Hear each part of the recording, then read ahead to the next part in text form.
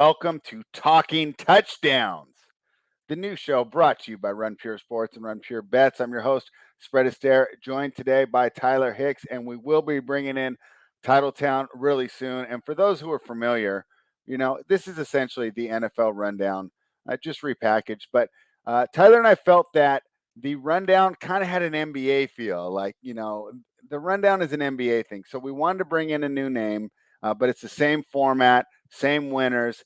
Same fun that we're always going to have. But this is the new show, Talking Touchdowns, and we're glad to be a part of it. Tyler, we finally got our full week, right? We had the one game overreaction game on Thursday night, but we finally had the sensory overload, the 10 games at once in the morning, the 4 exciting finishes in the afternoon, and then, of course, the evening game featuring Tom Brady and the Dallas Cowboys. Week 1 is in the books. Let's just start with your overall takeaways from the week. I mean, first of all, even though we didn't necessarily get everything right, we didn't get everything wrong, and we had a lot of fun watching. So maybe some things that surprised you, and of course some victory laps, because a couple of those games we just absolutely nailed. Yeah, I mean, couple surprises. I mean, Pittsburgh surprised some people. We called that win, though. We're big Mike Tomlin guys over here for you, of course. But I just know how they play in week 1 after watching them for so long. And then other than that, New England looked terrible. Mac Jones is already hurt, they said. And then I thought we lost spread for a minute, but now he's back. Oh, he's back in and out again. I don't know what happened with my camera. But yeah, New England looked bad. Miami looked decent, but they're in for a tough matchup this second week. Green Bay looked absolutely terrible. Their offense stunk. And Minnesota was able to put it on them. I had that one wrong. Then you had the disaster in Houston with the Colts. The Eagles looked really good, but then they let them backdoor by the Lions, and the Lions looked all right. The Chiefs went through the Cardinals like hot butter. That was terrible. You all right over there, spread now? Yeah. I'm going to jump out and jump back in. Continue your breakdown. I'll be right back. All right, and then that night game, I mean, both offensive lines, Tampa Bay and Dallas, looked terrible.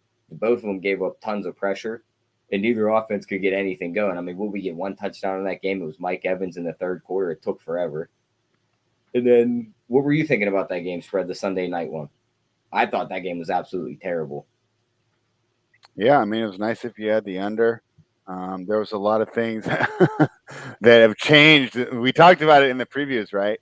That, we can do all these great predictions that we want. And a lot of teams, it was like, okay, they are what we think. Like the Raiders game yesterday. Like, I'm a Raiders fan. I'm not too upset. Did we think the Chargers looked as good as everyone thought they would? Like, everyone thought they were going to come out looking like the Bills, and I don't think their offense looked all that impressive. Keenan Allen did go down injured, though. Yeah. I was watching with rose-tinted glasses. I'm a Raiders fan, and I took the 3.5.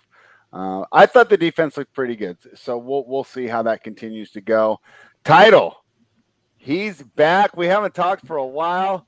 I think the last time we talked, I was giving out the Warriors to win the NBA championship when we spoke. So I get to victory lap another year, another NBA champion for me. But enough about that. We're talking the NFL.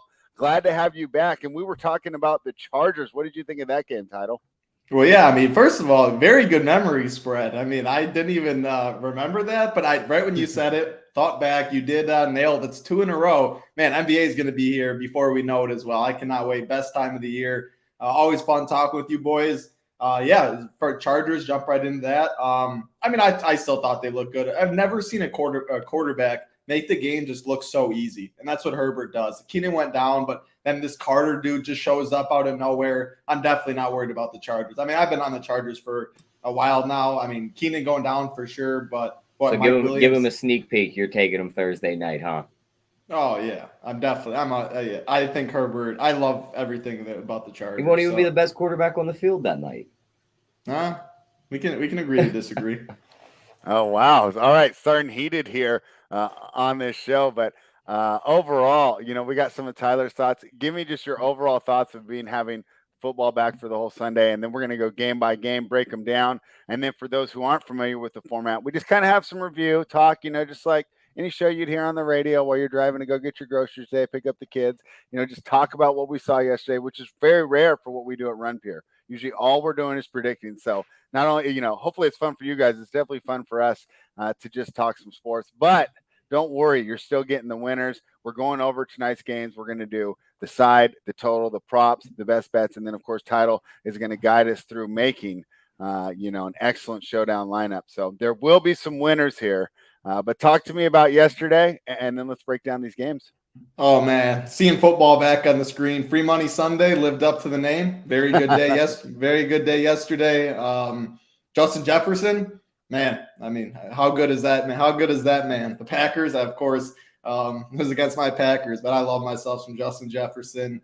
Fun games. I mean, a lot of nail biters in the 12 p.m. games that I guess everyone's expecting or looking forward to the 3:25 games with Mahomes, with Kyler, Herbert, Carr, Rodgers. Like that was the primetime games, but the 12 o'clock games showed up, and couple teams. We'll go. I'm excited to go through it each game because I'm watching them. Like I'm thinking like, man, this from last year. I'm trying to compare like last year what we saw to that one game. I see so many people after week one though. They think week one's going to be how the whole season plays out. I think people just jump way overboard on what happened. We saw last year with the Packers against the Saints when they looked awful. Same thing pretty much happened to them last week. And you can see how seasons turn around. But it also, like Dak, you see one injury that it can be for any team, and then their whole season just absolutely changes. Now, the Cowboys looked awful before that, but now, like, they have no chance. I mean, they looked awful, but now without Dak, they literally, it seems like, have no chance because doesn't seem like they're going to bring in another quarterback. So I'm excited to go down, talk game by game. I mean, football is back on my screen on Sundays, though. Mondays, Thursdays. How can you not be excited? Speaking of that injury, though, hypothetically, if you're Dallas, would you bottom out and just draft Will Anderson and put him across from Michael Parsons? Well, you're not going to be able to bottom out that far. I mean, no Dak, you're starting Cooper Rush. I was going to say they really might be able to. But you had to play the Commanders. You had to play the Giants. But they have Mike McCarthy. Like there's a pathway to get to that bottom. There definitely is a path. And you might only have to get to like 3, depending on who's in front of you. And then trade up because the other person will want a quarterback. No, I really think they are that. I mean, McCarthy's, I think they're in trouble for sure. One common theme I took away from yesterday, and I was telling Tyler before we started, I'm glad I went light on week one because there's a lot of those games that I just got to enjoy that would have been stressful. And is it just me, or was every game like nice, calm, and cool until about like halfway through the third quarter, and then all hell broke loose in every game? All of a sudden, every game's within a score, going within like the 2-minute warning. Then the team takes the lead. Then another team comes down, kicks the field goal. Like every game got close at the end. That's why I like DFS though. A lot of ones. Yeah, that's why I like. I way more DFS. I don't bet too much. I'm not in a legal state right now, but I don't have to be cheering for like I just cheer for my players and like games that I have no one a part of. Like I can enjoy the game and sit back and relax. And you can't really blow a lead after Justin Jefferson has 180 yards. Yeah. Like you can't lose those points. Yeah, exactly. So it's a different sweat when you say it like that. Definitely makes sense for what you just said. Let's do a quick breakdown of every game. The Ravens beat the Jets. Tyler, that was the sheet play that I gave out for the subscribers, and I felt good because a lot of these games you could have cashed your ticket, but I felt like I made the correct read. It was one of the games that was not in doubt during that window, which was fine with me, having it be my biggest position of the day, and I felt like everything came through like we predicted on the Friday show with Kurt, basically that the Ravens are bullies. They're better. They're going to be able to run the ball. And Flacco's just not that guy, pal, or whatever, however it goes, right? What do you think, Tyler? What do you think? Pretty good, huh? Yeah, I mean, I don't think you can take much from the game because it is the Jets. Like Baltimore's secondary looked good. They got a couple interceptions. But again, just like you said, it's Joe Flacco. Their run game didn't look as good as I would hope, but they were able to get some points on the board. Bateman took the top off the defense, which is a nice sign for Lamar. He gets another weapon. And, I mean, they could put it together. And, again, they have one of the softer schedules in the league spread. Like, they're going to catch games like this where they don't have to do a bunch of flashy plays and everything. You just score a bunch of points, you get up to 24, and then you just let the defense hold this team. So I think there's a pathway for them to keep winning games, but I'm not really impressed by what I've seen. Title, a lot of these games had surprises. This one did not. It was pretty much what we expected when we broke it down. Is there anything else you took away from it? More so for DFS wise, Lamar only ran the ball 6 times, and that's something I'm definitely going to be looking at. Do you think that's because of the contract situation? 100%. I don't know. So Tyler's that confident. I mean, and that's a big, like, if that's going to be how this year goes, like Lamar's not the Lamar that we know. I mean, that changes DFS wholly. Like, so that's really what the takeaway of this game. I totally agree. Like, I'm not putting much stock. I don't think the Jets are great. They've started Joe Flacco. Ravens were the better team. I saw like Vegas took like 89% of money was on Baltimore or something like absolutely ridiculous like that. Everyone was on the right. Who wants to bet the Jets? Exactly. Yeah. I mean, and what was it? 6.5? Like I mean, totally agree. So I didn't. Because even if you like the Jets, right? Let's say Tyler and I ran our numbers and it told us to take the Jets. No one's taking them. Yeah, you know what? There's 10 games on the schedule. Let's choose a better spot. Yeah. So I mean, it was just. I mean, Vegas books definitely lost a lot of money on that. But yeah, the one takeaway is, I mean, if Lamar runs the ball 6 times, that is not a quarterback I'm going to be wanting to play too much in DFS. So interesting. Right. Yeah, good takeaway there. And I wouldn't be surprised, if he's in the middle of the contract negotiating, number one, trying to prove, hey, I can be a long-term guy. I do deserve all these years. And number two, of course, not wanting to get too many hits accumulated. So definitely be something to watch going forward. So this next game had some surprises, some twists and turns. The Browns overcome Baker Mayfield and the Panthers 26-24. This was a fun one. I was rooting for Baker, right? I was anti-Baker on the show last year, right? But now he's gone from, to me, overrated to underrated, because this idea that he's just this backup level quarterback isn't it to me. I was always saying he's an average quarterback. Don't play him like an elite quarterback. So I was rooting for him yesterday. They do not get it done. And boy, this is a situation where I felt the Panthers, if they were really going to turn things around, this is a game that they kind of had to win. There's a lot of teams that we'll talk about that, hey, they lost, but hey, they can take away things, and it's not the end of the world.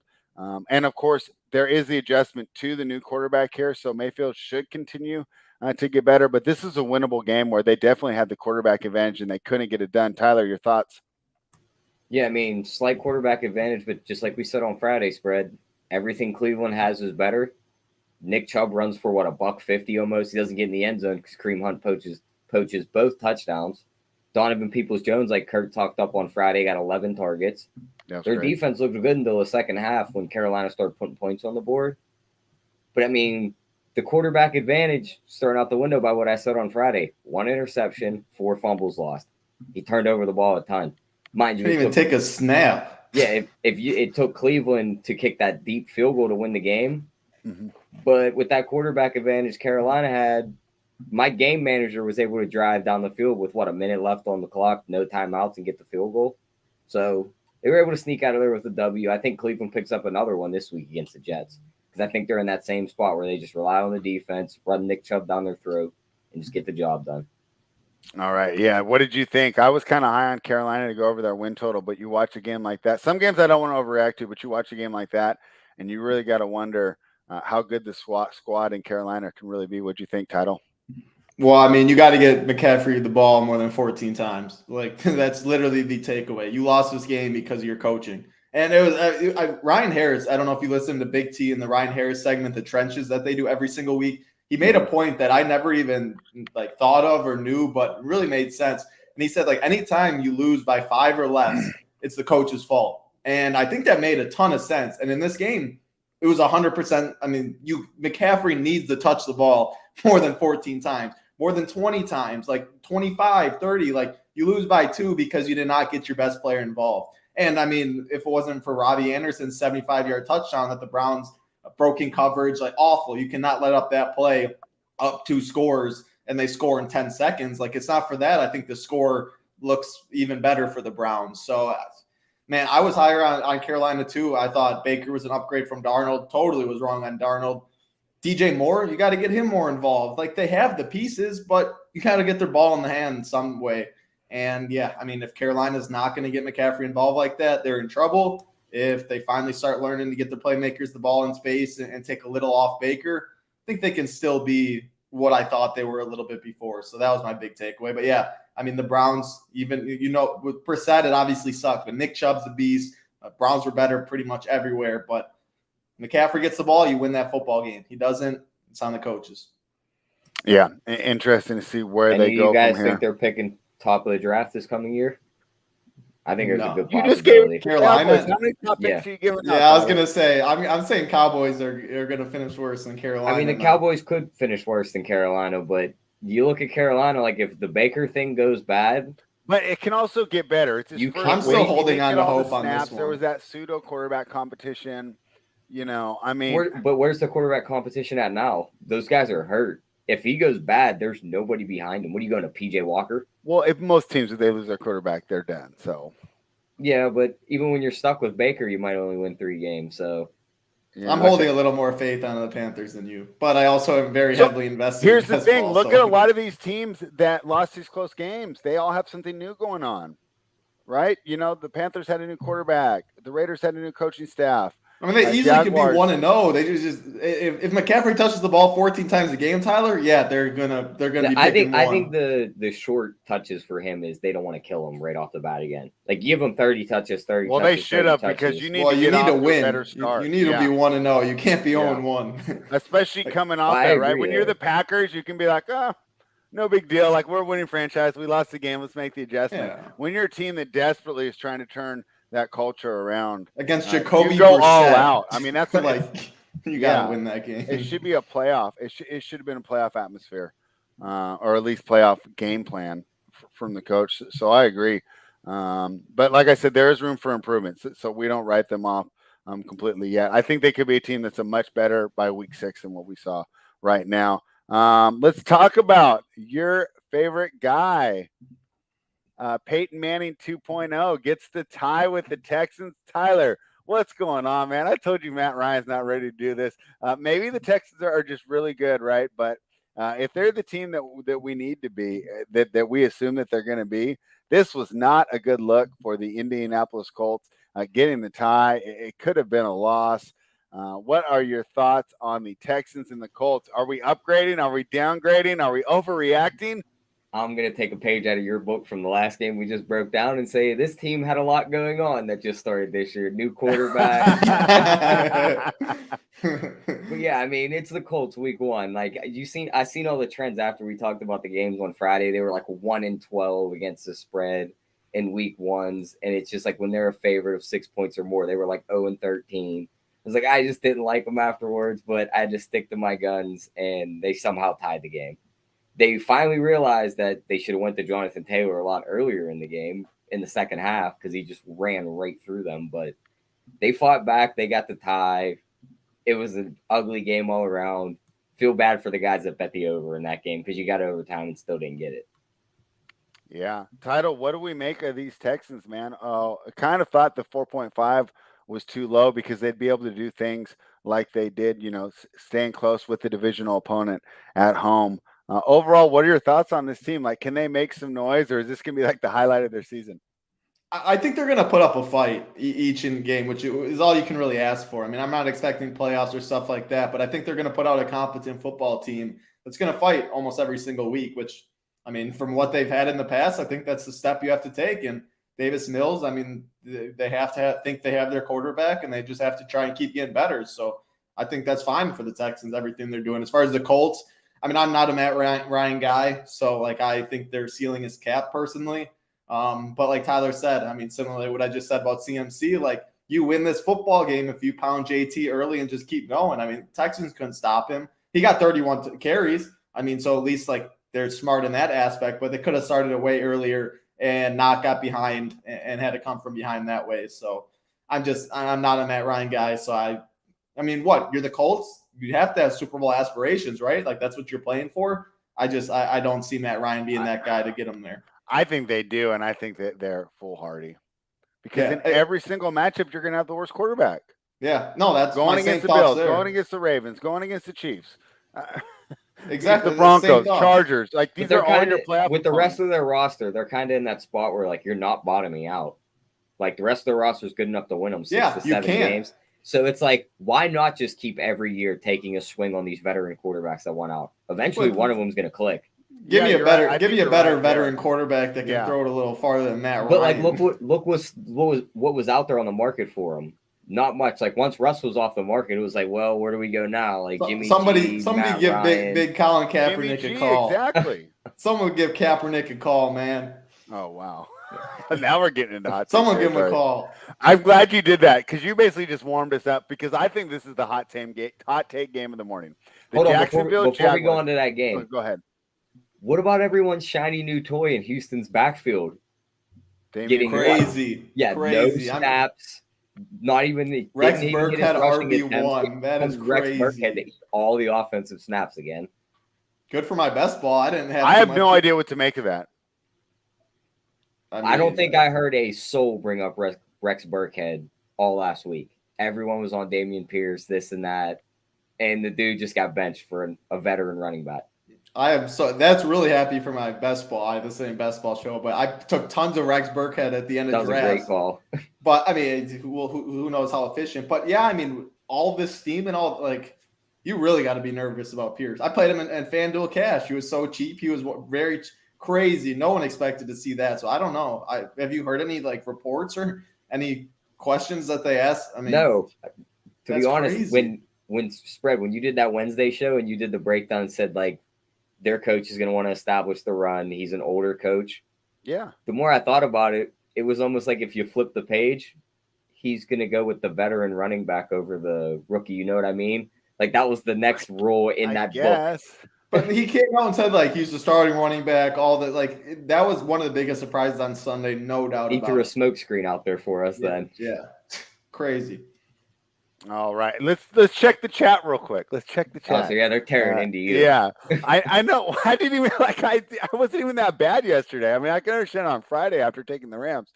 We the people says Houston finishes 5-12. Well, that's over the 4.5. So I mean, I agreed with you there. Even at 5-12, that ticket's going to cash. You don't get extra money if they go 9-7. He says, let's not act like Matt Ryan didn't get there before, but Joe Flacco got there before. I mean, I was in diapers. There's this thing called age. He was an excellent quarterback. He deserved the MVP the year that he won it, maybe. But Father Time is undefeated. Yeah, I mean, and LeBron and Tom Brady got people twisted because this stuff is not supposed to be happening. And when NBA Rundown comes title, we'll go on that. This guy's going to be around for like 5 more years. Hating on LeBron is like the dude's talking about playing with his second son. I was going to say, he has motivation. You're going to have a kid this weekend and try and play with him. He has the motivation to keep going for sure. So he'll definitely be around. I'm with you. Yeah. So, and honestly, like I'm trying to think of the ones we reviewed so far. I didn't really take an L. I mean, the Panthers, but I didn't bet it. We just broke it down on the show. The Ravens I gave out as a great pick. I leaned the Texans +8 on the show on Friday, and here's an L because I did have the Jaguars here. But let's go into the hot takes on this game because I feel like this is one that we can like properly overreact to. Boy, I had the Jaguars, man, and I just, I had the money line and the +3, and I thought I was feeling pretty good during the game. But Carson Wentz played really well. Like we slandered him all the time, but I mean, I'll be honest, Matt Ryan, he looked better than what we saw from Matt Ryan, in my opinion. Trevor Lawrence looked improved. They're just not there yet. The Jacksonville Jaguars defense looked pretty good. I was just disappointed they couldn't pull it out, but it felt like they were really close. Tyler, talk to me about both the Jaguars and the Commanders because I think these were instructive games for both teams. One thing I picked out from this game spread, our 12-1 Rookie of the Year ticket on Trayvon Walker is now down to 5-1 after he records a sack and a pick off interception the defensive line. Yeah, that was pretty nice. I mean, he was winning his matchup. He looked really good for being this guy that was like, oh, he only has potential. It's like, well, in that first game, he looked pretty good. But my takeaways from this game is I don't know if Jacksonville's that much improved or if Washington's just that bad. You know what I mean? Like if these are just two bottom 5 teams duking it out and Jacksonville's just still working their way up. Mm-hmm. I don't think Wentz played all that good until the fourth quarter when he finally put together the drive to win the game. But isn't that the exact opposite of what he usually does? So is that, to me, that's improvement? Yeah, I mean, I guess so. Give me that fourth quarter performance. Don't give me the first 3 quarters. Again, if that's against a bottom 5 team and you got to put together a final drive to beat them, like you're in trouble. Like this coming week, Detroit -1.5 versus Washington. But I think this week showed that unlike the NBA and Major League Baseball, don't even get me started on how disparate that is. But 32 in the NFL is so much closer to number 1 than in any other sport. I mean, it's not even close.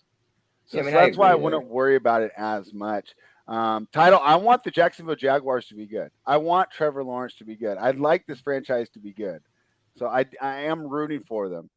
Do I have a reason for hope here if I want this team to be good? Like, did you see things that encouraged you, or was it like the same old Jaguars? No, I 100% from last year to this year. Like they put out I thought like how they just walked around like the play. I thought everything was just different. I mean, Urban Meyer was as bad as you could ever get.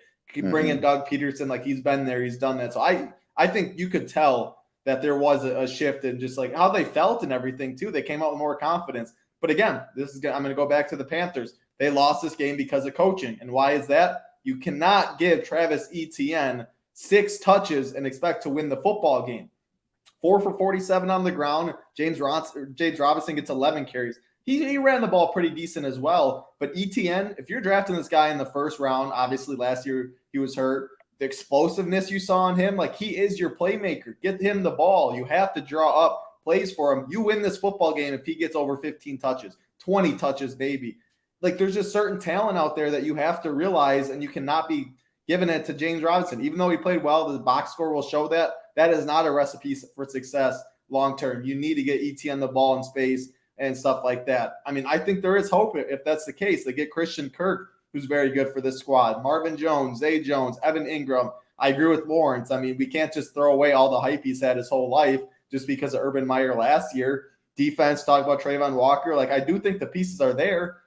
Get ETN the football, and you win that football game is how I look at it. Now, people might disagree. Again, maybe you guys know how I am. I believe in talent and stock into certain people. I see potential. And sometimes I'm definitely wrong. Sometimes you're right. But guys like him, he's a difference maker on the football field. And 6 touches, I mean, yeah, that's why you put up 22 Didn't points. he have a few drops in that game? Like, I'm pretty high on him. I think He he's had a one- stud too, but he I had think one that one bad drop might drop. have been. Yeah, I think He had- that might have been why they went away from him. But I mean, everyone makes mistakes. Like at the end of And the day, it's Doug Peterson too. Like we've seen him do it in Philly. Like running backs make a mistake, you're on the bench, next guy's in. That's one of the dumbest things in the world, in my opinion. Like how you one play, like you're human, you mess up, so you just lose all confidence in what he's like. That is, and yeah, you could be right, but man, especially when the guy behind him's 2 times into the end zone, they're like, "Here, it's all yours now." Yeah, exactly. Like, that's what I said. I think coaching. I think they lost this game because of that. Title, since I've been here at Run Pure, one of the hallmarks of my NFL content creation career has been Carson Wentz slander. But I'll admit, he looked pretty good yesterday. Is there a chance that this guy comes back from the dead and makes people pull up those videos from 2 to 3 years ago and make me eat my words? Is there a chance for Carson Wentz? What do you think, Title? I mean, I've thought he's been better than Matt Ryan the past 3 years, and there's no doubt about that. Even like the season he had, so I think he's better than some quarterbacks. I mean, Trubisky's getting ran out there. Geno Smith tonight. Like, I don't think he's the worst quarterback in the league, but what's his potential? What's his ceiling? Like to win? Like, how far can he bring a football team at the end of the day? Like, he couldn't bring the Colts. You know what I'm saying? So I think he's like better than some of the worst guys, but I don't think he's like a top half quarterback in the league. Jimmy G or Carson Wentz? Man, I'm not a Jimmy G guy at all, so I'll say Carson Wentz. But Jimmy gets I'm taking Jimmy. Go. Yeah, a lot of people are taking Jimmy for sure. I mean, I think they're I think they're very close. I think maybe it depends even. what team he's on. He will make less mistakes. What you need, like I think the upside is Wentz if you need him, like someone to do something. So like the 49ers, Jimmy G all day because you run the football, you play good defense, you don't make mistakes that way. But a team like isn't Washington, that what Washington should be? Well, they're like that's not just not how they play as teams. I don't know. I think that's close. I mean, what you ran the ball 14 times with Gibson, 4 times with Curtis Samuel, 3 times with J.D. McKissick. Carson Wentz dropped back 41 times in this game. If Jimmy G's dropping back 41 times, I'm definitely taking Wentz. Is what I guess I'm trying to say. Okay. I understand that. Yeah. I understand that. And I can't argue with that much. You know, I've had a good time, and I will. I do agree with our guy, We the People in the chat. Let Sam Howell cook. Let Sam Howell get that job. I think that would be more fun too, personally. But they're going to give it a go. And the thing is, it's so much easier to go from the veteran to the rookie in week 5 or week 6 than pulling a rookie. So I think I agree with their decision. But that would be a fun turn of events. Speaking of a turn of events, the Miami Dolphins absolutely destroyed the New England Patriots. If you had a Patriots ticket, there's no point in that game. Did you feel like you were on the right side or you had made the right wager? This team looked flat. They couldn't move the ball. The Dolphins, I think that they expected a little bit more from the offense, and we did see some flashes of what they can become. But there's also the worry that they're going to be like this every week, and that it's going to be flashes, but not consistent, moving the ball up and down the field. But for a new coach, it was a great start. And Belichick, man, really, I think is going to be missing McDaniels that headed over to Las Vegas because Mac Jones, they all look like they regressed on the offensive end. And I think the Miami defense is good. And I know it was a hot day, and I do expect this team to get better. I'm not writing off the New England Patriots, but you got to think this is going to be a tough scene in New England for Bill Belichick this year if it continues this way. I don't really have I mean, they are going to get better because it is Belichick, especially on the defensive end. But I don't know if they have enough talent to compete in this loaded AFC. Tyler, what are your thoughts on the Dolphins and the Patriots? Yeah, I mean, I agree. I don't think they're going to be able to really compete here in the AFC. I think their offense is going to take a step back. The defense probably does too with all the guys they lost. But I'm not going to take much out of that game specifically because anytime they travel to Miami, they have trouble. They suck, yeah. Even dating back to the Brady days, they still couldn't get on there and win. So yeah. I don't take much out of it from their side. Tua did enough to win. He did enough to where they won't talk about him on ESPN for playing so bad. I think he's got to definitely step his game up. They're going to get a nice test this week. They go to Baltimore against a tough secondary. If they can move the ball against that secondary spread, I'll start to believe in this team a little bit more. But if Baltimore just stuffs them and he looks terrible, I think they're still pretty much the same team they were last year. I mean, I think they should be able to move the ball against the secondary. If you just get the ball to Tyreek Hill with any amount of space, you're moving the ball. That guy is so I fast. agree, but Baltimore's probably got the best secondary in football, and they're going to make it tough on them guys. I think so. Well, yeah, Miami's got a real good one too. Title, what do you think about this game that we saw with the Patriots and the Dolphins? Patriots stink. I'm not on there. I don't think they're going to be good. I don't think they're going to compete. The offense, yeah, I mean, they're in trouble for this year is how I think. They're a team that I'm definitely going to be betting against. It's hard to pick on them as much just because of the tempo they play, but man, I don't think they're good. As far as the Dolphins. And the market's aware too. Exactly. It's not like we're getting these huge values where we're the it's not a hot take. New England, yeah, exactly. Yeah, and for the Dolphins, because I think that with the Patriots, like I'm not really doing anything with this game as well. I need a little more. I need to see them against a little better competition and stuff. I mean, they have the pieces, they have the talent, they have upside, but it's the Patriots. You know what I'm saying? If I'm that low on the Patriots, what can I say too much about this one? There was flashes of what we'd like to see, and who wouldn't want this to be another dynamic offense, right? Like, and I love like going forward on 4th and 8 for Waddle and stuff. Like, I love it's not Mike McCarthy coach, when they already take 8 steps back before you put a team on the field. Like, I like seeing stuff like that, trusting your players. So yeah, I mean, there's faith in Miami for sure. All right, so we're going to downgrade the Patriots if we either you guys think we see Bailey Zappi at all this year, backup quarterback for New England. We might already. Mac Jones already has a back being hurt. Injury. But I'm saying, do we think we benches him at any point, give the other guy a shot? I'm going to say no to that, but I mean, what do I know? If you benching Mac Jones, what are you telling about the future? A quarterback though, if they're in that top 5. Yeah, like if they're bottomed out, you don't really believe in Mac. I mean, I will say, gunslinger. Back it up, Mac, a little bit. Who's your wide receiver too? Kendrick Bourne, Nelson Aguilar, like. What's the running back situation? Ty Montgomery's almost like leading the team in snaps. Like it's a 3-way. Like just such a mess. And the offensive line's a mess. Oh, the offensive line's terrible. So I mean, whoever is the quarterback is set up for 15 success. Teams that have offensive line problems. I'm almost thinking that anyone's that size and athletic, just like on the offensive side, they all play wide receiver and not corner. It's like they all play D-line and not O-line. Oh, yeah. I mean, there's 15 teams that you're like, oh, they need help on the offensive line. Those guys are going to get more and more valuable the way that the NFL has become with the passing offense. Because if you can't pass protect, it's really tough to get things done.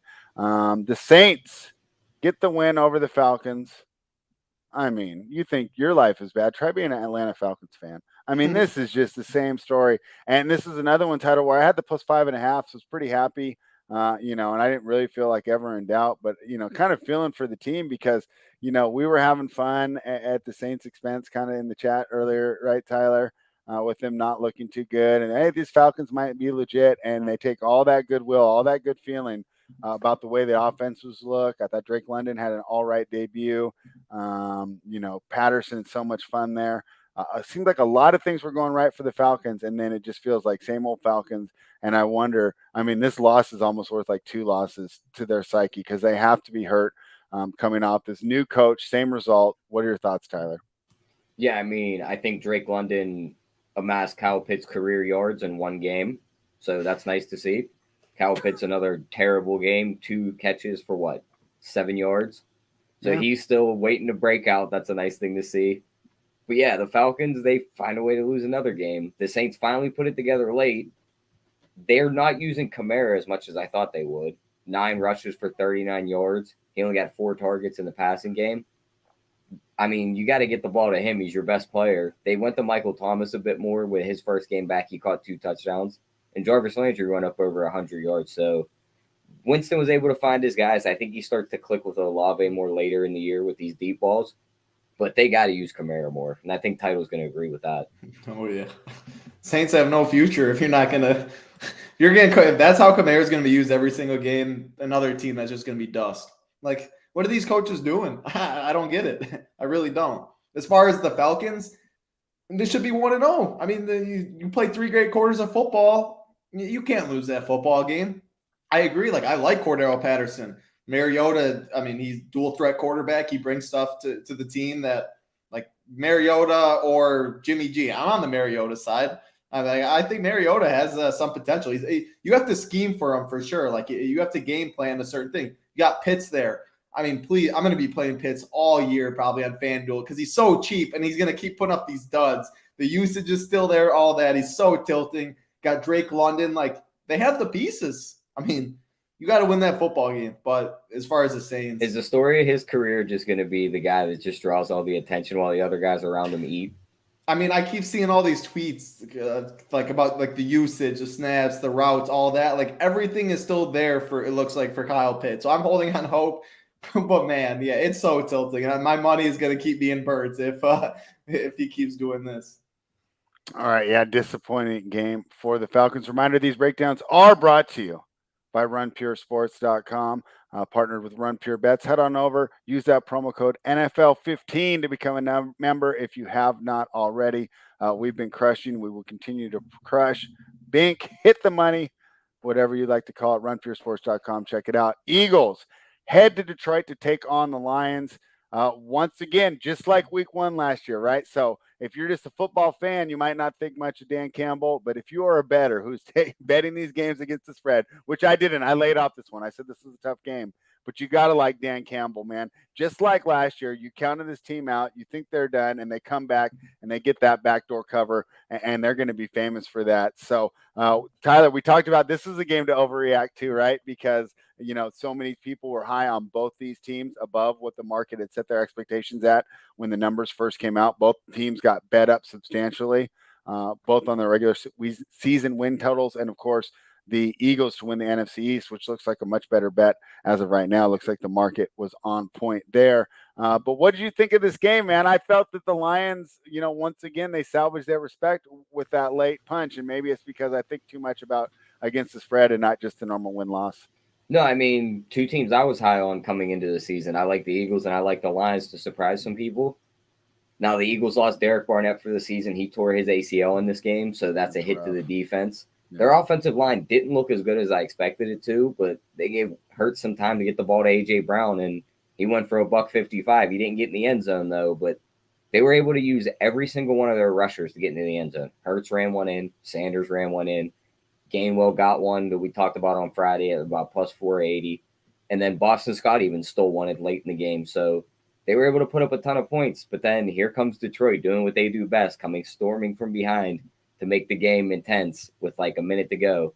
It looked like they tried to win it. Swift was able to run all over this defense behind their offensive line. And as long as Detroit's offensive line stays healthy, I think you're just going to continue to see that all year. Amon St. Brown got the 12 targets, which was good. I think they got to get Chark worked in a little bit more. And once they get Williams back on that outside, I think their offense starts to step up. Title, a lot of DFS implications here. What were your takeaways? Oh, I mean, I agree with Tyler. I liked both these teams coming into the year. This was, DFS galore. I mean, A.J. Brown, complete stud, grown-ass man. Jalen Hurts has never had a guy like that. Opens it up for Devontae Smith, for Goddard. Sanders looked good. on the other side, Amon St. Brown, another total stud coming into the year. Got Chark with Jameson Williams coming back. Hawkinson, Swift looked amazing. Like, I think this was a good football. This was a good football game. Good talent all around the field. Offenses move the ball. I like I said, I was with Tyler. Thought the Eagles are going to walk through this division. Absolutely. I'd be shocked if they didn't. And Detroit, they keep making steps. Like you said, Dan Campbell, they fight. They just don't give up. And that says a lot about your team. So it was a loss for Detroit. I don't think they lose stock from it. The Eagles played a good football game. That was a good game to watch. I enjoyed it. All right. Tyler, the original one I threw over at you this show was Talking Tomlin. We went with Talking Touchdowns instead, but we're going to be talking Tomlin right now because the Pittsburgh Steelers get it done. It takes them 5 turnovers, and they only win by 3 points. So, hey, maybe keep that in mind, as well as seeing T.J. Watt mouth, "I tore my pec," as he's walking off the field towards the end of the game.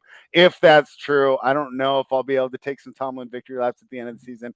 That might be too much to overcome. But for this week, we can enjoy my favorite coach getting another win against the odds, a road win in Cincinnati as a 7-point underdog. Tyler, how excited are they in Pittsburgh? Yeah, we got to take our victory laps, Brett. We were on them here. I got a text from our guy, Big T, that said the Steelers were poop, and I said they were going to beat Cincy. He told me on every show. I was picking losers in that game. And look where we ended up. We took the W. It took a crazy game, so I'll take it, but at the expense of our best offensive player and our best defensive player. That might be the only win we get for the next 6 weeks. TJ Watt's probably done for the season, if not at least 3 to 4 months. They said it might not be a fully torn pec, but I don't see them rushing him back. Najee Harris is going to deal with that Liz Frank for the rest of his career, so I wouldn't be surprised if they just go get surgery now, you're out for the season, and then our run game dies right there, what we had of it. Our offensive line looked terrible, so take that against a Cincinnati team that doesn't have the best defense. And when Pittsburgh has to play good defenses, give me the sack prop on the other side. So they picked up the win. They lose their key players. They probably start the year like 1-6. In Cincinnati, I don't take much of that because it's week 1. We know Super Bowl losers tend to start the year slow. So I think they'll pick it up week 2. Tyler, we're not downgrading the Bengals at all, Tyler and I, because we saw this coming. Tomlin always does good week 1. This is a division opponent. We know that he knew him well, and we also knew that Burrow would not get as many reps during the preseason training camp. So our hope here is that the market downgrades the Bengals. I believe it will be unjustified because of just what I thought was a terrible matchup for them. What were your takeaways? Yeah, and they also lost T. Higgins pretty early with the concussion. That definitely hurt. I totally agree with you. Steelers, another team we're talking about who could be the number 1 pick. Wouldn't be shocked if the Steelers get it. TJ Watt, absolute blow to the defense, and then Najee Harris. And then, yeah, I agree with the Bengals. I don't think there's much else to take away either. All right. Yes, and I think we're going to have a little more time here. We're not going to run into that show. And this is we're taking a long time here, but we won't have as many games every week. But let's do. I do have an MLB show at 3:40 or in 30 minutes, so I'm gonna have to hop off in like 15 okay. something. We'll or so, make this quicker. Then we'll do the other games quicker. But I gotta take my. It's like, man. I can always hop off and you two can talk. It's not a big. Yeah, I know, but we got to get your showdown thoughts. So, but real quick though, let me talk about this. I would say it's a full Jimmy G victory lap, but really it's just like a little warm up, like stretching out to take a victory lap. But I would argue that the 49ers could have won that game yesterday if he was the quarterback. But this is the idea that this franchise is going with. And as bad as he is, I still think he's going to be in the top 5. Trey Lance played yesterday. I still think he's going to be in the top 5 of daily fantasy scores at certain points during the year. I just don't know if you're going to get it consistently from him. And we saw some of those flaws yesterday, a lot of one read things, and Kyle Shanahan, without Jimmy G, he's like 8-28 now. So he hasn't done well with other quarterbacks. This idea that you can just plug any quarterback into Shanahan's genius scheme and get the win has not played out. And this would have been a real victory lap if it wasn't for those weather conditions, which I think completely throw everything out. Yeah, they were playing on a goddamn slip and slide. You can't trash a quarterback for not being able to throw in a monsoon, right? So, but I'm just telling you, this is going to be the prelude to what's coming if this team can't turn it around. But, hey, Justin Fields looked like he was the better quarterback yesterday. And I'll tell you what, if I was a Niners fan, I'd be pissed that we didn't take him instead of Trey Lance. He might end up being the better quarterback as bad as the Bears are. If you switch those two guys, the score would have been 37-0. So what are your thoughts, Tyler? No team was putting up 37 points on that field that they spread. I mean, every time guys got tackled, every time guys got tackled, they went underwater. Like they had to hold their nose because they literally submerged underwater on the field. Like half the guys were wearing floaties, the other guys had inner tubes on. Like I don't take anything from that game really. Fields was able to finally put together some points in the second half. He threw for 19 yards in the first half. So take that for what it is, spread. Like, is that the guy you really want to draft that can only throw for 19 yards in a quarter? Like, at least Trey Lance has the legs and he'll run. Fields only runs, like, when he has to. I think Fields just looks like a football player, and Trey Lance looks like a bomb-ass. Would it surprise you, though, if Trey Lance goes out there this coming week? No, that's what I'm saying. And just thrashes them. Don't victory lap me when he's like second on DK points next week because it's going to happen. I'm just saying for a Super Bowl contender, a team that's built to win now, to be in a situation where you're developing a quarterback and you know he's going to make a ton of mistakes and you're going to be a disadvantage when you get wacky situations like the one that we had on Sunday. That's where I just think that the mistake was made. I've never seen a team that's in win now mode decide to develop a quarterback while the rest of their team is ready to win the Super Bowl. No, I agree there, but get the kinks out now, and then by the end of the season, he'll be all right. All right. You know that your team, Trey Lance. I'm team Jimmy G. What were your thoughts, Title? Yeah, I mean, the weather, like I can't take away anything from this game with all that stuff. I'm definitely not convinced that Justin Fields or Trey Lance. Like I think I look at them pretty similar right now. This weather was so bad. And Elijah Mitchell, that hurts. That's a big loss for them for sure. What are they going to do when? Is that 3 years in a row their starting running back went down for the year in week 1? I think something like that. They got to check those dispensaries out by Levi Stadium. That's terrible. Something must be in there. That's absolutely terrible. Yeah, I know.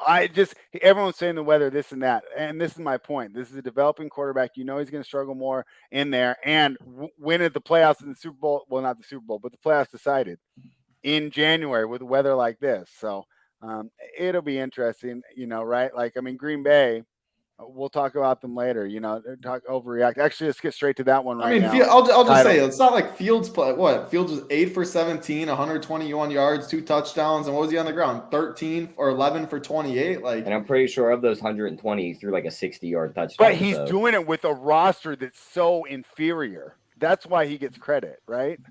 Yeah. He has the worst offensive line, worst wide receivers, worst running back. Like, he's not, the fact that he's doing it with those terrible people is what I gave him credit for. Fair enough. Yeah. All right, let's talk about your Packers. I'm going to go back and check film and see if I can find the playoff games where they have puddles on the fields too. Yeah, they're in Chicago. When Chicago in the playoffs? Yeah, and when are they going to host the playoff game at that spread? Yeah, Soldier Field's going to be gone soon. They cannot. But you know where they might have to go, Title, is Lambeau Field. I'm not ready to write the Packers off, but I know that you talk to a lot of Packers fans. How are people feeling about that loss yesterday?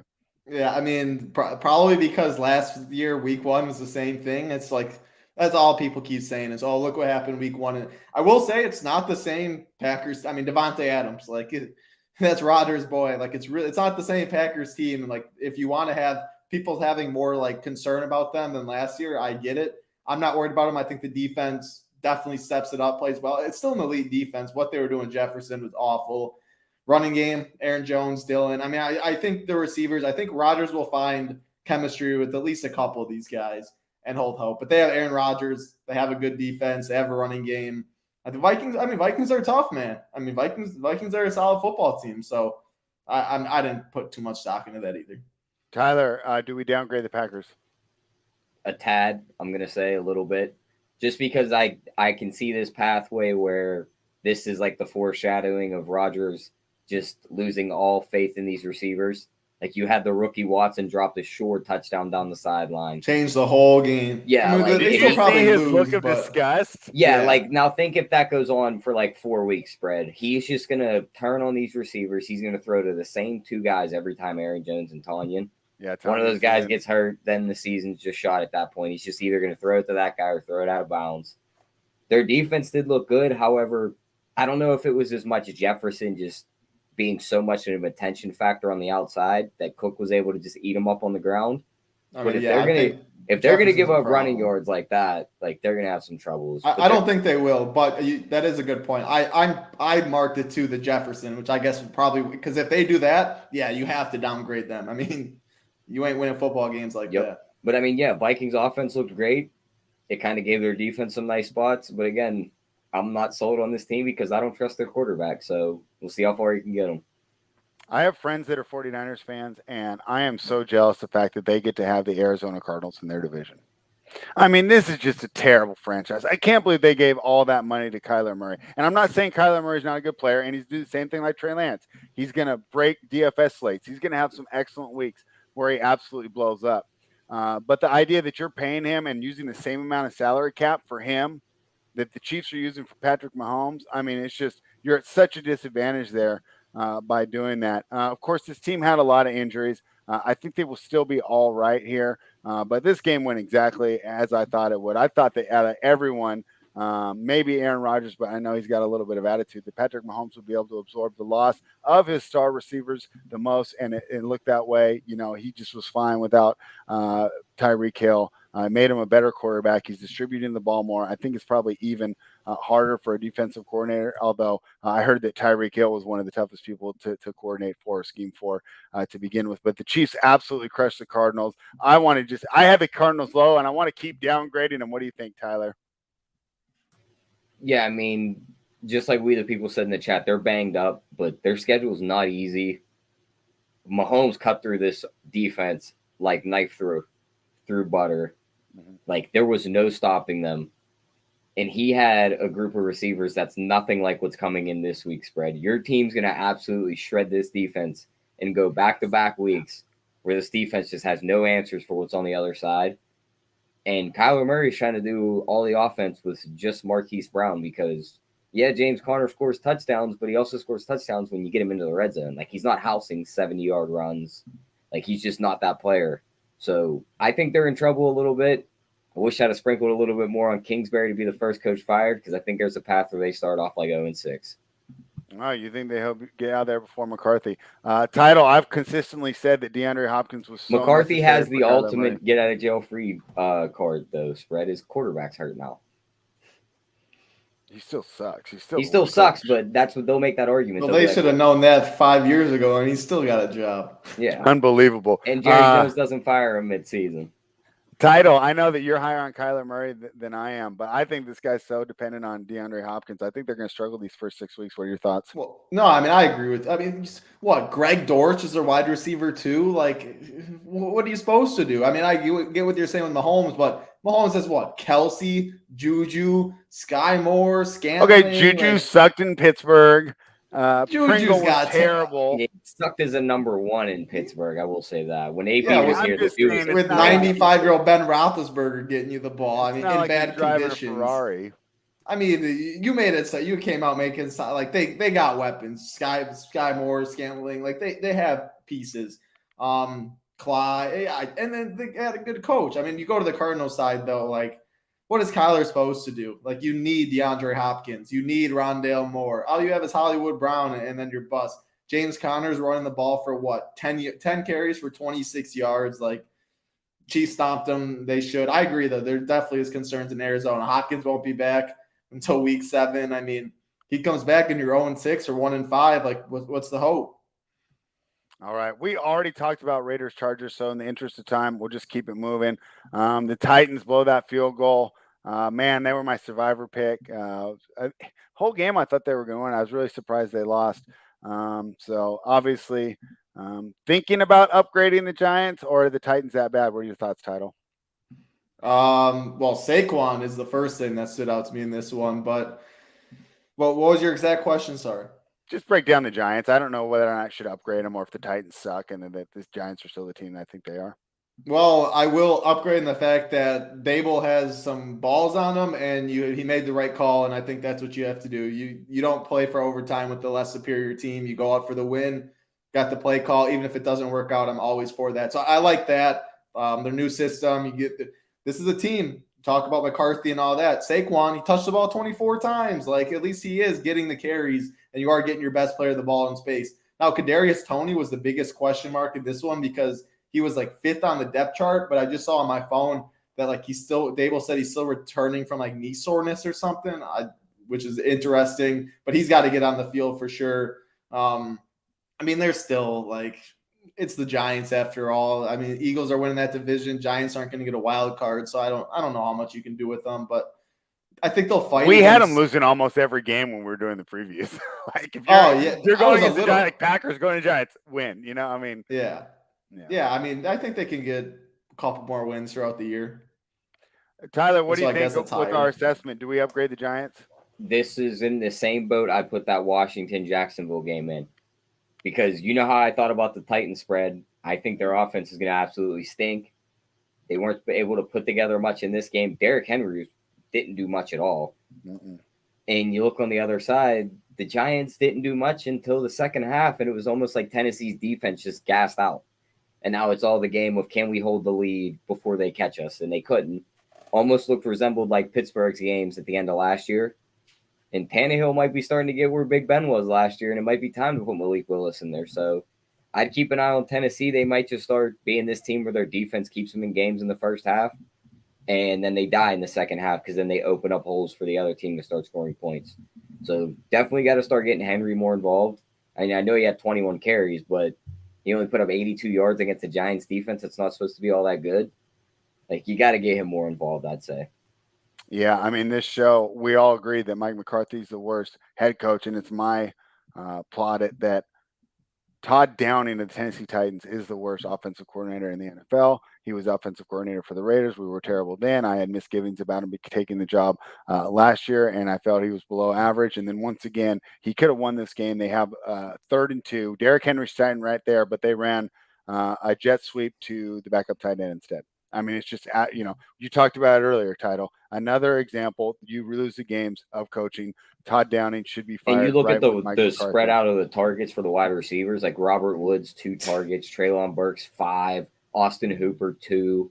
And Treylon Burks played only like 30%. Yeah, it's like you got to get these guys the ball. Like some guy named Kyle Phillips had 9 targets. Like, you got to get your playmakers. Todd Downey's terrible. Says. Yeah. All right. So we went over the game last night. I just want to get your thoughts before we go into Showdown Slate tonight. How does the Dak injury affect the Cowboys? How do we adjust them out of their ratings? Are they the worst team that we have? Because I still think that Seattle might be worse. I don't have them as the worst team yet. What do you think, Title? Bottom 5. Worse. Are they better than the Bears now? I would take the Bears. Okay. But I mean, you're flipping coins, I guess. Even with Dak, they look so bad. Now, yes, Buccaneers on the other side looked really good. I mean, this is where I just get so mad as a Packers fan. Like, I've been calling, like, Julio Jones, he's out there. It's Julio Jones, even if it's not Julio of old. Like, it's better than the guys you're about to roll out there with the Packers draft. You know what I'm saying? And then, like, look how good he looks. Now, Mike Evans, Godwin, hopefully he's fine. I don't know why he even played. I think they said hamstring strain. Yeah. I mean, I don't even know why he was active, but hopefully but the Buccaneers are a problem. They can run the football, they can play defense, and they have weapons. So, and they got Tom Brady. So, yeah, the Buccaneers are a problem, but, man, Cowboys just looked awful. All right. We the people, Cowboys fans, the Cowboys are finished unless we go run heavy. Defense carries us and use Pollard and CD properly. To be fair, most teams that lose their starting quarterback in week 1 will be finished. Tyler, how far do we downgrade this Cowboys team? I'd say right where you put them, right with Seattle. I mean, they're the Spider-Man meme with Seattle. But they have a better roster than Seattle, wouldn't you agree? They got the coach. But think about it, Spread. If you're punting on 4th and 8, down 2 scores. It's literally the same thing. They got CD, and they got another receiver on the other side in Gallup when he gets back. And then you look at Seattle, they have DK and Lockett. Well, they have Zeke and Pollard. Well, Seattle has Rashad Penny, Kenneth Walker, and the backups behind him. Neither team really has a great tight end. Like, Schultz is decent, but is that more of Dak getting him the ball? Dallas's offensive line stinks now, so they don't have a better unit there. And they have one impact player on defense in Michael Parsons. Like, Diggs was non-existent in that game. I see Mike Evans standing wide open down the field a ton that game. So I'd say they're right around Seattle. I mean, what's the mental after all of this coming into week 2 now? Like, how do you think those guys are going to show up with the same energy and stuff that they showed up? I think so. They're professional athletes and they have pride. I mean, it's week 2. It's not like week 16 where like vacations. It's week planned. 2, but I mean that you couldn't have had a worse week 1. Losing Dak, how everything went down. Like, some hope's got to be gone. I think. Yeah. I don't know. Yeah, hope's definitely gone.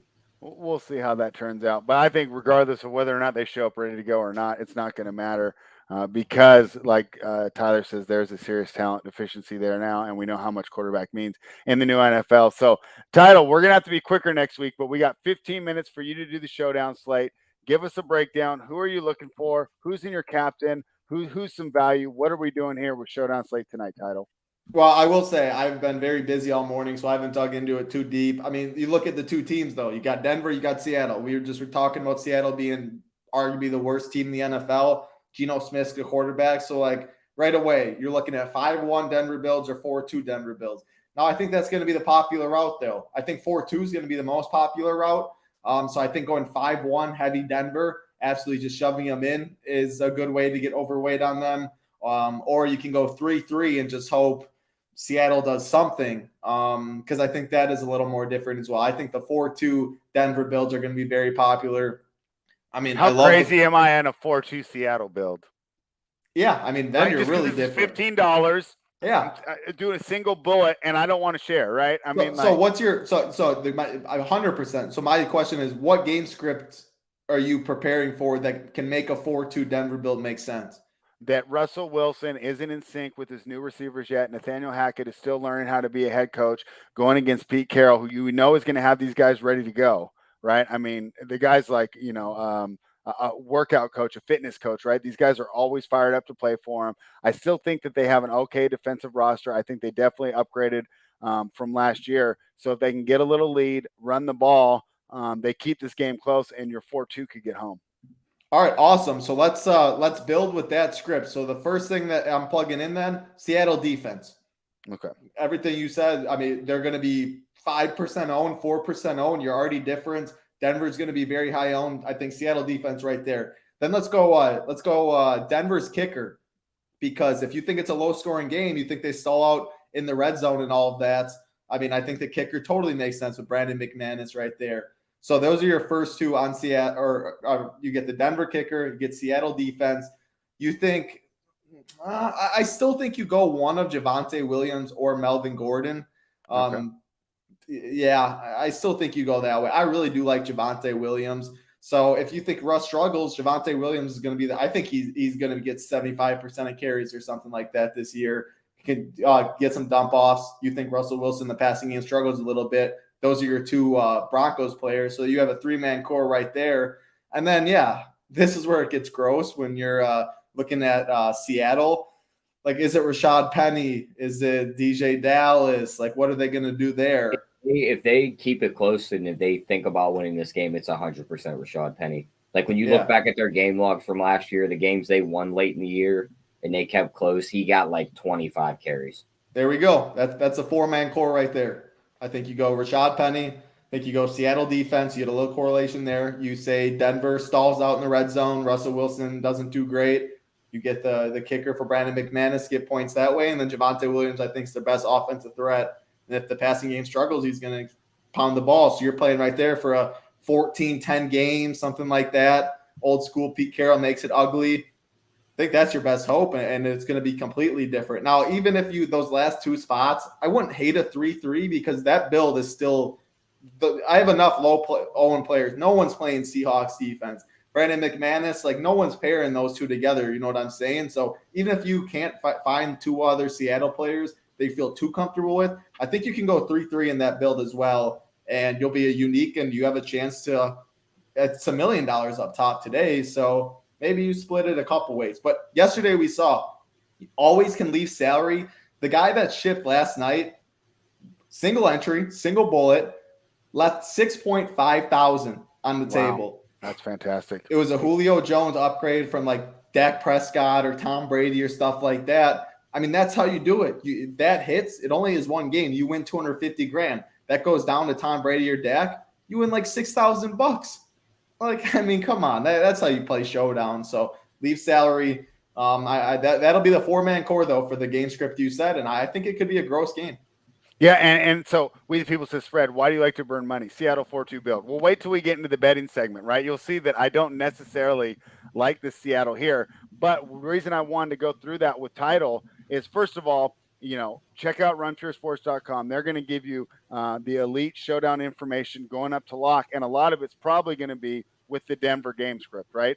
But for the purposes of this show, I want to show this is how you think about it. This is how you're getting different. This is how you don't just pigeonhole yourself in the same thing that every single other pregame and preview show is going to give you, which is the Denver 4-2 or the Denver 5-1 build. And you could win, and it would suck to have the best lineup of your life, and you're sitting there with $15K because you split it with 60 other people. That's everything you said was sharp. You have to get different. It's not comfortable. And speaking of getting different, everyone's going to want to put Russ, Javonte, maybe some DK if you like Seattle with that captain spot. If we think he struggles a little bit on offense, he doesn't really click with the receivers. Where's Russ always go when he throws the ball when in doubt? His tight ends. Alberto at captain probably lets you jam a lot of these guys in your lineup.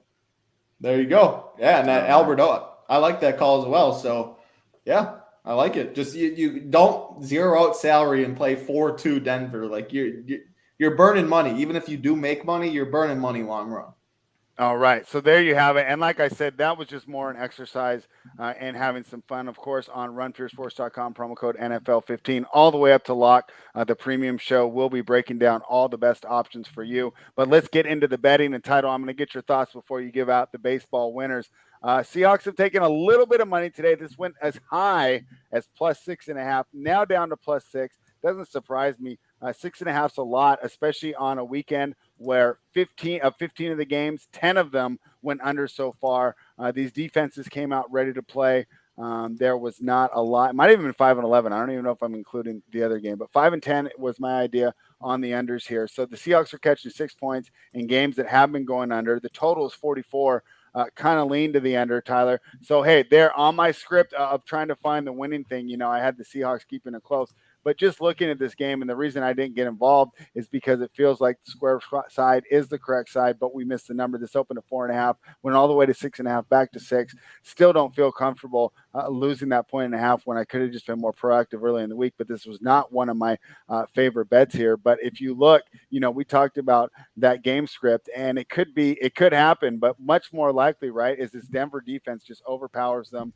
Russ Wilson fits right in. He's in his old thing. He knows he's practiced against all these guys. He knows which cornerbacks' tendencies to attack, and he makes all these new receivers look good. So I lean here. I haven't bet anything yet, Tyler. I wanted to talk to you guys. Broncos -6, under 44. What are your thoughts? Before Tyler goes, I got to run out of here real quick. Tyler, you give yours. I'm sorry. It was a fun show. I lean the under as well. And this line opened at 4. It's now at 6. I feel like everyone's on Denver. So I'll take the Seattle side. It feels gross, but use the 12th man, the script you build out. I'll say +6 and under, even though backing the worst team in football arguably does not feel great. All right, Title. See you next week. We'll be more efficient next week. So later. You're not rushing. All right. Good talking then. Yep. All right, Tyler. So he's taking the Seahawks, and I can see why, right? Because it almost feels like it's gotten a little bit out of hand. This is a team in the first week that's traditionally played well at home. I mean, seeing them cover is not the craziest idea, but I know you love Denver this year. So talk to me why you think laying the point's a good idea. Yeah, I mean, if you had to pin me down on the spread, I'm probably taking Denver because it's a fade of Seattle. I don't think they're going to be able to keep up with this Denver offense. Like Nathaniel Hackett's coming from Green Bay. He won Aaron Rodgers 2 back-to-back MVPs with that offensive scheme that he's bringing in. And supposedly players love it. Yeah, you got top receivers in Cortland Sutton, Jerry Jeudy, KJ Hamler could house a touchdown at any moment. You got dual running backs like you had in Green Bay, and you have a solid tight end in Alberto. So I think they're going to hit the ground running. And Seattle's corner room is beat up. They're starting rookies and 4th and 5th round picks, which are just terrible spots against a Russ-led team right here. So definitely taking Denver here. I have their money line parlayed to Baltimore from an earlier pick that we've had on the sheet. Fantastic. But I honestly don't hate better than Titans, that's for sure. Yeah, I agree there. But I don't hate because I personally think the Chiefs walk into LA on Thursday. Or no, the Chiefs let LA walk into KC on Thursday and they just pound them. So I'm just taking both teams' money line. They get me at even money. Nice little two-team parlay. I like that. All right, let's go to the props. What have you circled in that prop market? Yeah, I mean, looking at them, I went right to these player performance doubles in this game. Alberto to have 4+ receptions and Broncos win +235. Like that. I love that because I think he's going to be one of Russ's main targets. Javonte Williams, 25 plus yards receiving, and they win, plus 260. Russ to throw 2 touchdowns and win, it gets you even money. So if you want to just throw all the points out of the window and you think he's going to be able to throw the ball here, he's going to probably throw 2 touchdowns for you. So that's a way to get on that. That one's probably the safest, but of course. Yeah, I like the first half under 22.5 though, because you've seen a lot of these games start pretty slow. I think they're going to run heavy in the first half, especially Seattle, unless they go down by the Broncos putting up 21 in the first 2 quarters. So they're going to be running the ball. The clock's going to be chewing, and Javonte Williams and Melvin Gordon will be doing the same on the other side. So like the under there. And then Alberto's receiving yards is right around 30.5. Give me the over there. And then they have his alt receiving yards. You could do 40 plus at plus 150, 50 plus at plus 240, and even 60 plus at plus 390. I'd stop right about there because I don't think he gets you into the 70s or 80s, but definitely like those plays. And then his anytime touchdown, let's pull those up. His anytime touchdown sits at plus 250. I'm betting that also. That'll definitely be an official play because I could see them getting in the red zone, little play action. Russ hits the tight end for a touchdown. All right. Well, there you have it. There are our picks for tonight, even though I gave out the Seattle script because you got to remember, I bet, so much more on these games. When I'm doing those single entry bullets, I guess I'm just more playing the lottery. And like I said, I don't even know if I'll necessarily play that build. I just thought it was a fun exercise in how to look at these games and get different. But I think we both agree that Denver's going to be too much. But we both agreed that, Tennessee was going to beat the Giants, and they didn't, right? So we've seen these upsets happen. They definitely happened yesterday in the NFL, so it wouldn't be the craziest thing. Thank you, everybody. Before you end the show spread, we'll make 2 fun picks. You each want to take 2 guys to score the first touchdown? Love it. Let's do first touchdown scores. Let's go. Right. Who's your first guy? Are we doing 2 from each team, or are we going to go 3-1? Well, we'll do 4 total. We'll each take 2, so we'll take 1 from each side. But usually so I do a Seattle person? Yeah, you do a Seattle and a Denver, and I'll do a Seattle and a Denver. Give me DK. Okay, I see 10-1. Melvin Gordon. All right, so 10-1 and 9-1. I'm going to go Alberto at 12-1. Okay. And then on the other side, give me Rashad Penny at 9-1. All right, and our guy that we the people likes Javonte first TD. Those are always fun, man. That's a fun way to you hit one of those, and no matter what happens, and it's just like life. Other than last night's game, you're usually done in the first quarter. Like Tampa Bay game, you had to wait till the third quarter to get the first touchdown. Absolutely fantastic. So everybody, thank you for hanging out. Roasting me in the chat for when I take these L's, because I'm going to take the victory laps when I get the win. This is the review show. We'll tighten it up next week so we can spend a little more time on the Monday night game. But hey, just like some of these teams, right, we're still getting back into form. We had a little bit of preseason with the previews, but we got to really nail these things down, be efficiency. Tyler and I are going to look at the tapes, see where we can tighten things up a little bit, and we will be back on Friday with Kurt. And I can't wait to do that show because we were pretty good this weekend, last weekend. I expect we're going to do even better for overreaction week 2. Any more words of wisdom for the people before we sign off? No, that's pretty much it. Just enjoy the picks and enjoy the game tonight. Anything we bet live will be dropped in the Discord, and it'll add everybody so they notify them. All right. Like the video, subscribe to the channel. Head on over to runpuresports.com, promo code NFL15, and run pure.